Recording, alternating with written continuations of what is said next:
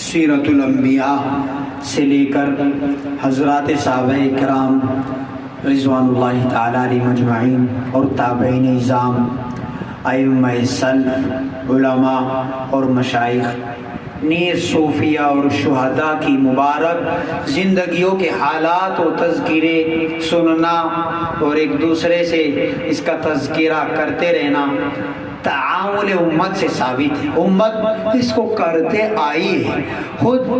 قرآن کریم نے بھی متعدد مقامات پر متقین اور برگزیدہ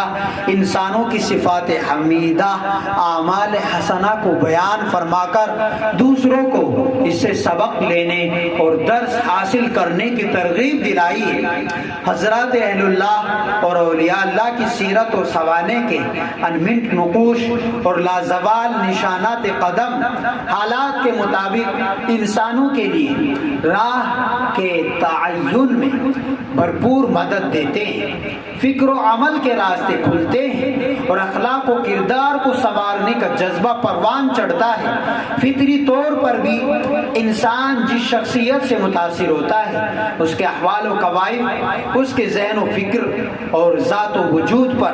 ضرور اثر انداز ہوتے ہیں۔ اسی وجہ سے اس ذات و شخصیت کے احوال و تذکار کی مزید جستجو ہو جاتی ہے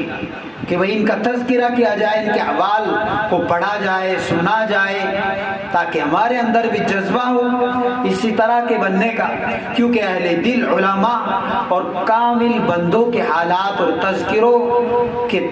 تذکروں کے مطالعے سے اور ان کا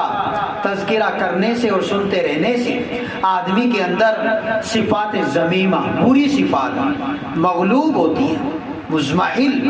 کمزور پڑتی ہے، دبتی ہے، اور صفات حسنات، اچھی صفات قوی اور مستحکم اور مضبوط ہو جاتی ہے۔ چنانچہ 14ویں صدی ہجری کے بلند پایہ فقہا اور بافیض علماء سے مفکر ملت رأس العلماء حضرت مولانا مفتی نصیر احمد صاحب نور اللہ مرقدہ وبرد مسجعہ،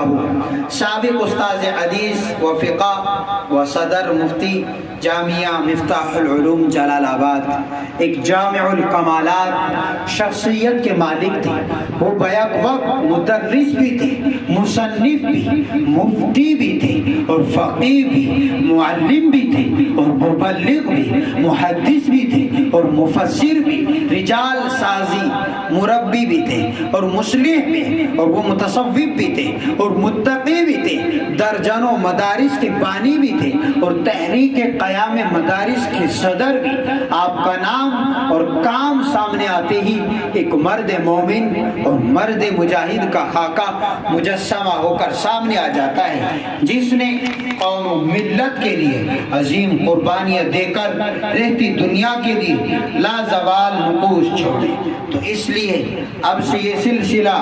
شروع کیا جاتا ہے کہ حضرت مفتی صاحب مفکر ملت رأس العلماء حضرت مولانا مفتی نصیر احمد صاحب نور اللہ مرقدہ کے احوال اور ان کی زندگی کے علمی اور عملی کارنامے اور ان کی سوانح وہ ہمارے سامنے آئے، تاکہ ہمارے اندر بھی شوق اور ذوق پیدا ہو ایسا بننے کا۔ امید ہے کہ آپ اس سلسلے کو پسند فرمائیں گے اور آگے آپ حضرت کے علمی اور عملی کارنامے سننے کے لیے مزید اپنا ذوق و شوق دکھلائیں گے۔ اللہ تبارک و تعالی حضرت مفتی صاحب کی قبر کو نور سے بھر دے، حضرت کو اللہ تعالی مکمل طریقے سے معاف فرما کر قرب کے اعلیٰ درجات عطا فرمائے، جنت الفردوس میں ان کو بہترین مقام نصیب فرمائے۔ اللہ تبارک و تعالی جو موجودہ وقت کے بزرگان دین اولیاء اللہ ہیں ان کی ہمیں قدر دانی کی توفیق نصیب فرمائے۔